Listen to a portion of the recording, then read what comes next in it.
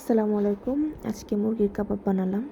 প্রথমে একটি পাত্রে চিলি ফ্লেক্স দিলাম, তারপরে মুরগির মাংস, বুটের ডাল, পেঁয়াজ কুচি, আদা রসুন বাটা, গরম মশলা গুঁড়া দিলাম, তারপরে লবণ দিলাম পরিমাণ মতো, হলুদ দিলাম অল্প। এরপরে পানি দিয়ে চুলার মধ্যে সিদ্ধ বসিয়ে দিলাম। তারপর বলক আসলে এটাকে ঘুটে ঘুটে ঘুটে ঘুটে তারপর যখন এরকম হয়ে আসবে আঠালো, তারপর নামিয়ে নিব। এই দেখেন টেক্সচারটা কেমন হয়েছে। এরপর এই তো লেবু নিলাম, ধনিয়া পাতা, পুদিনা পাতা, অল্প চিনি, বিট লবণ, হালকা সোডা, গোলমরিচের গুঁড়া, জিরা গুঁড়া, গরম মশলা অল্প অল্প একটু, চিনি দিলাম। এই তো একটা ডিম দিলাম, বেরেস্তা দিলাম। সব উপকরণ এখন একসাথে মিশিয়ে কাবাবের শেপ দিয়ে দিলাম। এই তো আমার কাবাব রেডি হয়ে গেল।